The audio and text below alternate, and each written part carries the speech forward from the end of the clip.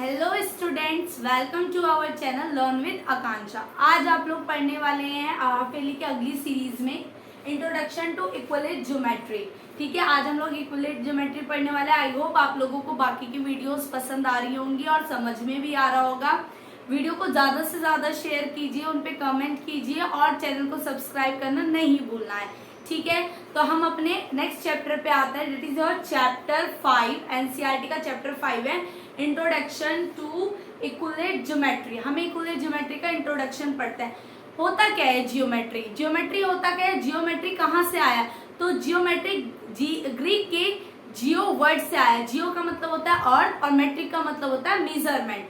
तो हम लोगों को ऐसा नहीं कि हम लोग आज ज्योमेट्री पढ़ रहे हैं। अगर हम लोग बहुत साल पहले देखें, जैसे कि हमारे इजिप्ट के पिरामिड है, ये किस पे बेस है? ज्योमेट्री पे बेस्ड है।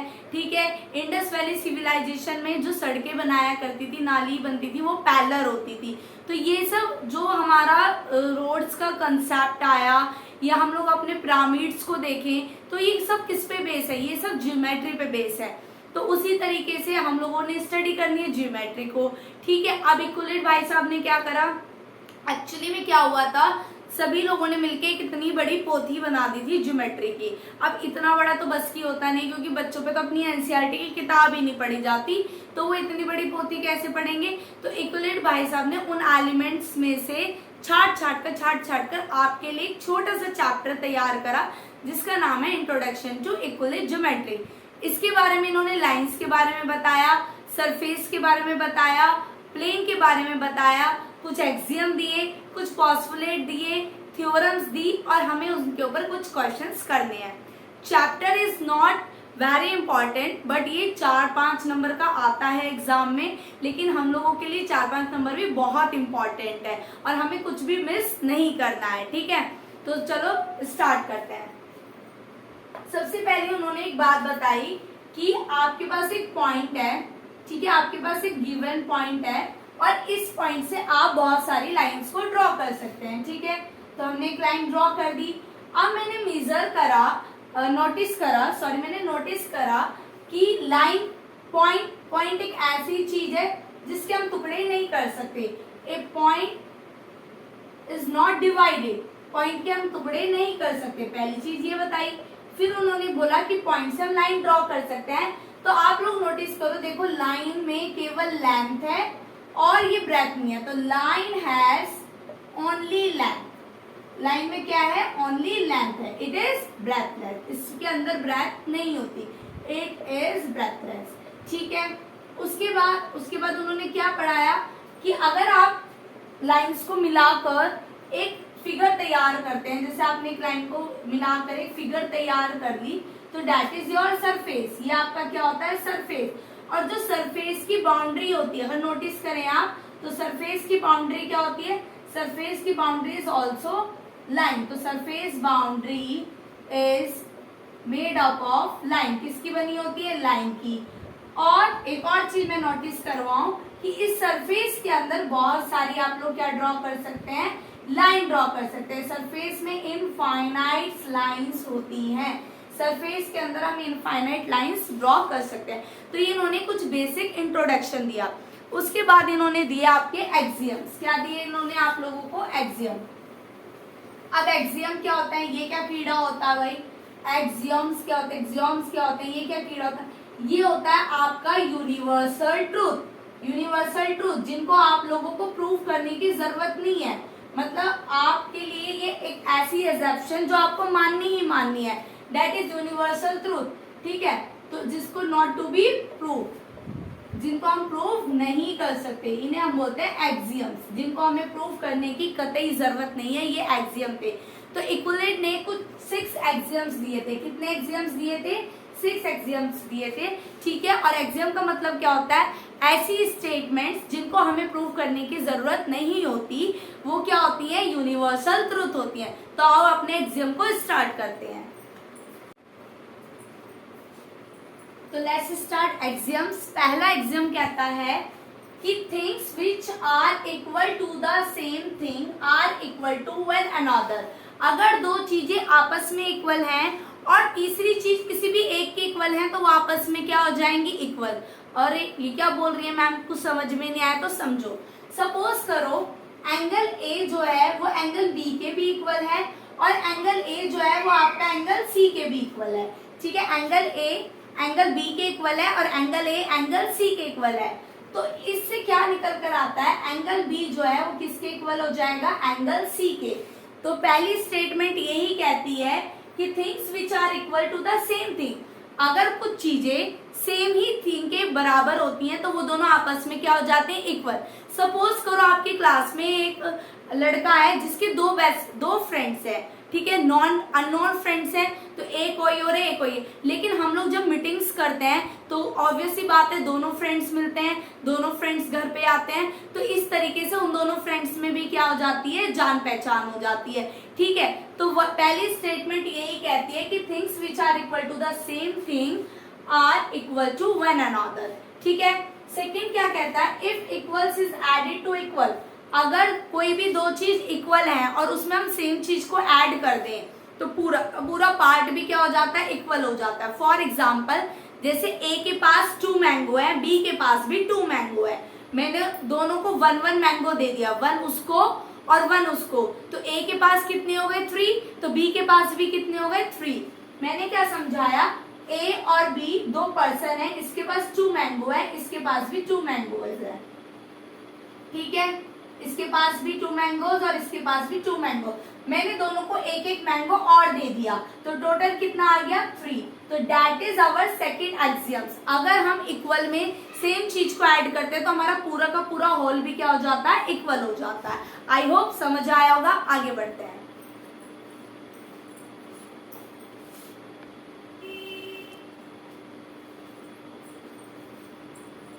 तो नेक्स्ट क्वेश्चन, नेक्स्ट एक्सियम्स पे आते हैं।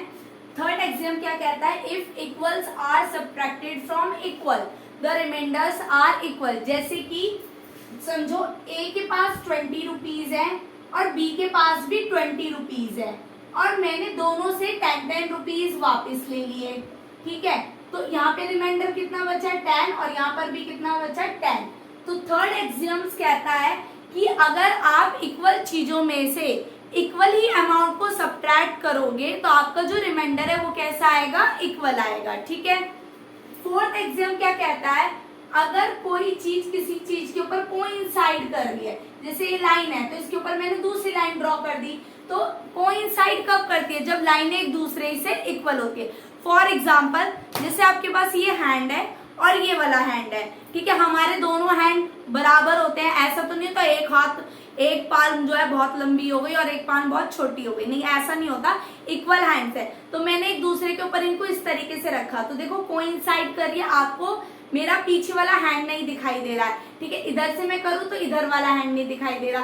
तो ये कोइंसाइड कब करे, कोइंसाइड तब करे जब ये दो एक दूसरे के इक्वल हैं। तो फोर्थ पॉइंट ये कहता है द थिंग विच कोइंसाइड, जो चीजें आपस में कोइंसाइड करती हैं, मतलब एक दूसरे को ढक लेती है, हमें दूसरी साइड से वो पोर्शन दिखाई नहीं देता, तो वो चीजें इसका मतलब आपस में क्या है, इक्वल है। ठीक है, आगे के एक्सियम्स करते हैं। हमारा पांचवा एक्सियम्स पढ़ते हैं, the whole is greater than part. जो पूरा संपूर्ण होता है वो एक पार्ट से ज्यादा होता है, ऑब्वियस सी बात है।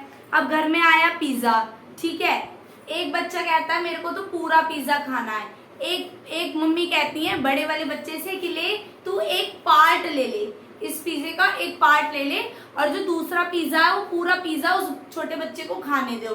तो क्या हुआ, अब हमें पता है वो बड़ा बच्चा भी लड़ने लगा कि नहीं इसको ज्यादा मिला है मुझे कम मिला है।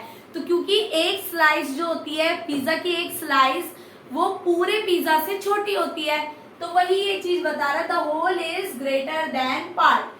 तो आपको अगर पूरा सर्कल है उसमें से आपको एक पार्ट दे दिया जा रहा है, तो ये एक पार्ट पूरे सर्कल से क्या है, छोटा है। तो एक्सियम फिफ्थ क्या कहता है, whole is greater than part. I hope कोई शंका नहीं होगी, कोई डाउट भी नहीं होगा, और आप लोगों को लग रहा होगा यार ये कुलेट भाई साहब भी क्या कर रहे थे, बेसिक चीजें सिखा रहे थे। ठीक है, कुछ नहीं कर रहे थे, बेसिक चीजें सिखा रहे थे। Things which are double of the same thing are equal to other. भाई अगर ए के पास और बी के पास, ठीक है, 4 टॉफी हैं, दोनों के पास 4 टॉफी हैं, उनको मैं डबल कर दूं, दोनों को ही क्या कर दूं, डबल कर दूं, तो ऑब्वियस सी बात है उनका आंसर क्या आएगा, सेम आएगा। भाई सेम अमाउंट थी और सेम अमाउंट को ही मैंने क्या करा, डबल करा, तो उनका आंसर क्या आ जाएगा, सेम आ जाएगा। ये आपका छठा एग्जाम कहता है। सातवां एग्जाम कहता है अगर आपके पास सेम ही अमाउंट है और उन दोनों को ही मैंने हाफ कर दिया, आधा आधा कर दिया, तो वो दोनों भी आपस में क्या हो जाएंगी, इक्वल हो जाएंगी। ऑब्वियस सी बात है, एक के पास 4 टॉफी, एक के पास 4 टॉफी, दोनों को आधी आधी कर दी, ठीक है, दोनों को आधी आधी ले ली तो 2-2 बची, तो क्या आ गया, सेम इक्वल अमाउंट। आई होप आप लोगों का एग्जाम बहुत अच्छे से क्लियर हो गए होंगे, मन में कोई डाउट शंका नहीं होगी। आगे कराते हैं कि क्वेश्चन किस तरीके से इन पर बनकर आते हैं, ठीक है।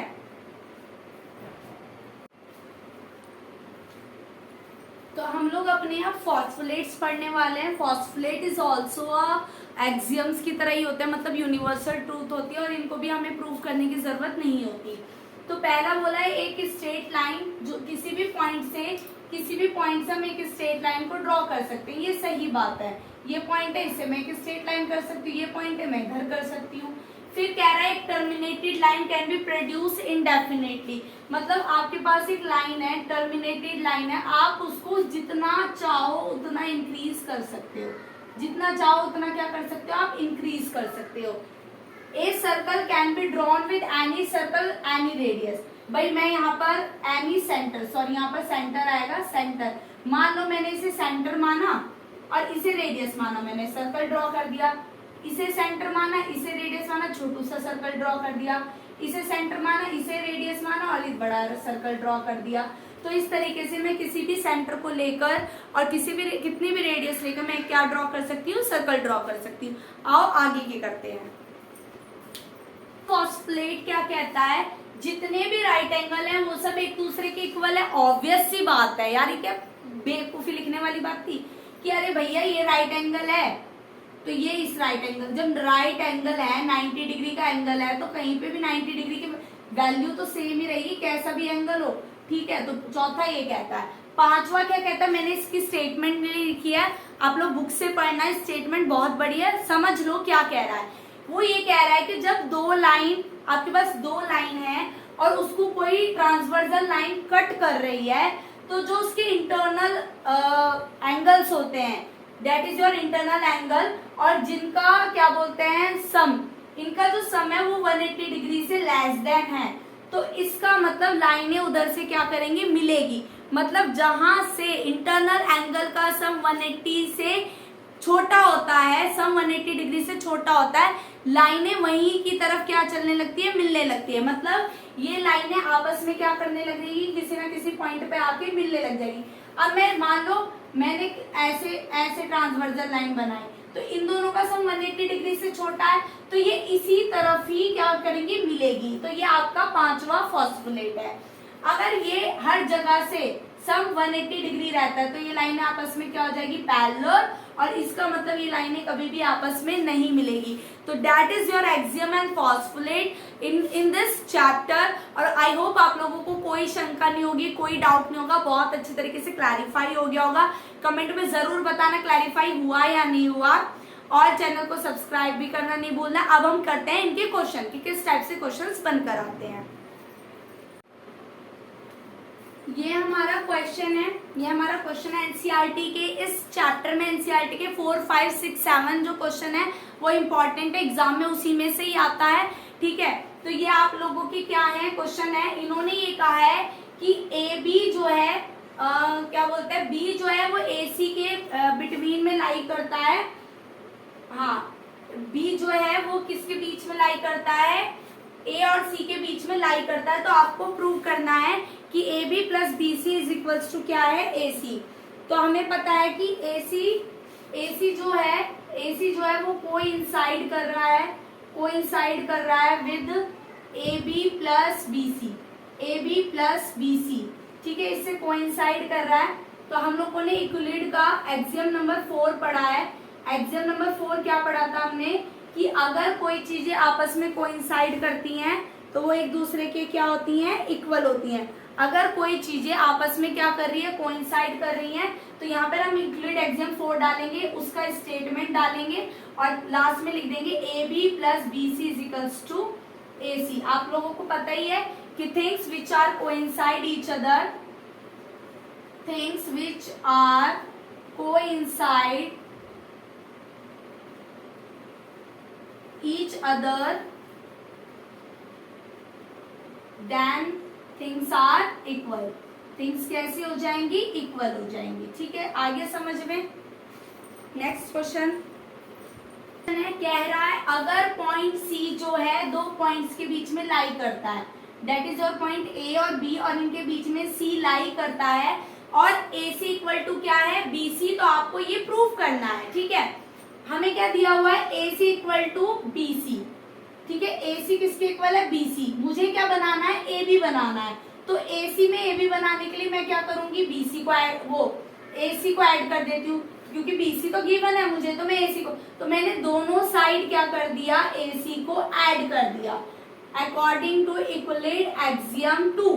एक्सियम 2 क्या कहता है? अगर इक्वल चीजों में आप लोग इक्वल चीज को प्लस करते हो, ऐड करते हो, तो होल भी इक्वल आ जाएगा। तो ए सी प्लस ए सी क्या हो जाएगा? Twice of A C. A B plus B C क्या हो जाएगा? A B. ठीक है, ये वाला 2 इधर चला जाएगा, हाफ ए बी आ जाएगा। तो ये आपका हो गया proof, hence proof. I hope आप लोगों को क्वेश्चन समझ में आया होगा, कोई शंका कोई डाउट नहीं होगी। डाउट होगा तो कमेंट में जरूर बताना है। ठीक है, अगला करो। हम लोगों को बात कर रहे हैं, गिवन फिगर है, आपको स्टेटमेंट दी है ए सी जो है वो बी डी के इक्वल है। ये आप लोगों को गिवन है, आप लोगों को प्रूव करना है कि ए बी सी डी के इक्वल। देखो ए सी बी डी के इक्वल है, तो और प्रूफ क्या करना है? ए बी सी डी के इक्वल है, मतलब इसको इसके इक्वल प्रूव करना है। तो ये चीज फालतू है, ये चीज फालतू है, और मैं दोनों में से इसको सब्ट्रैक्ट कर दूंगी। ठीक है, फालतू है तो मैंने क्या करा? सब्ट्रैक्ट कर दिया। नहीं मन है मेरा इसको रखने का, आई डोंट वांट दिस, मैं नहीं चाहती कि मैं बीसी को रखूं, तो मैंने दोनों में से सब्ट्रैक्ट कर दिया। अब ये इक्विलेट का कौन सा एक्सियम है? ये इक्विलेट का एक्सियम नंबर 3 है। 3 क्या कहता है? आपको लिखना पड़ेगा अकॉर्डिंग टू इक्विलेट एक्सियम 3। ठीक है, अगर आप इक्वल चीजों में इक्वल चीज को ही सब्ट्रैक्ट कर रहे हो तो रिमाइंडर क्या आ जाएगा? इक्वल। दैट मीन्स ए सी में से मैंने बी सी को माइनस कर दिया, तो क्या बचा? ए बी, और बी डी में से बी सी को माइनस करा, क्या बचा? C D. तो ये क्या हो गया आपका? Hence proof. ठीक है, आई होप आप लोगों को क्वेश्चन समझ में आ गए होंगे। थोड़े से एमसीक्यू कर लेना है, पूरा क्लियर हो जाएगा, क्रिस्टल क्लियर हो जाएगा चैप्टर एकदम बिंदास, और हम आग लगा देंगे पेपर में। क्या कर देंगे? आग लगा देंगे।